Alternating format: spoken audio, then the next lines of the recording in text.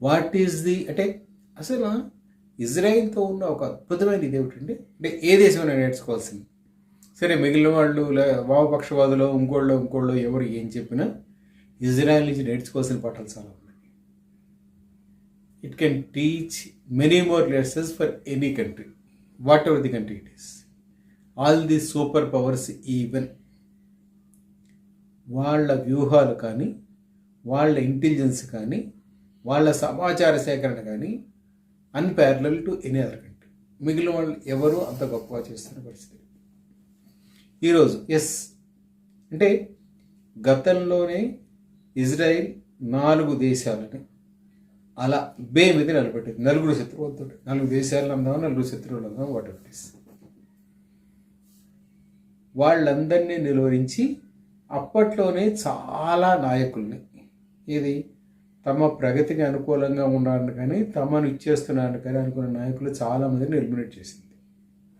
ఇప్పుడు గత 4-5 రోజులుగా, గత వారం రోజులుగా దీని మీద డిస్కషన్స్ అవుతున్నాయి. ఏది ఇజ్రాయెల్ మే అటాక్ ఇరాన్ అని. అండ్ 2-3 రోజుల క్రితం ట్రంప్ కూడా దీని మీద చూచాగా ఒక ప్రకటన చేశాడు.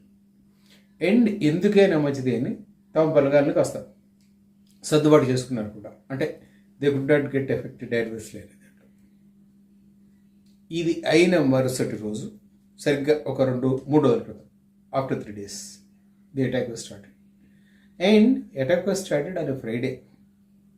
Friday is a prayer day for countries like Islam, Iran. వాటి మీద దాడి చేస్తుంది. అంటే ఆ టైంలో దాడి చేస్తుంది. ప్రేయర్స్ జరుగుతున్న టైం అని కాదు ఉద్దేశము. It's an auspicious time for ఈ కంట్రీస్ లైక్ ఇరాన్. ఆ టైంలో దాడి చేసింది. And it has reach its target. Israel చేసిన ఒక ప్రకటన ఏమిటంటే, మా అస్తిత్వాన్ని సవాలు చేసే ఇరాన్ని we want to keep it at bay. వాళ్ళు అణ్వాయుధాలు రెడీ చేసుకుంటున్నారు. And their target will be Iran, their target will be Israel. So we don't want to take a chance, come what may అని చెప్పి మేము దాడి చేసామని చాలా ఓపెన్గానే చెప్పింది. అంటే ఎక్కడెక్కడ దాడులు చేశారు ఏమిటి అనేది ఇచ్చేస్తుంది. ఇరాన్ కూడా దాడులు జరిగినట్టు కన్ఫర్మ్ అయితే చేసింది.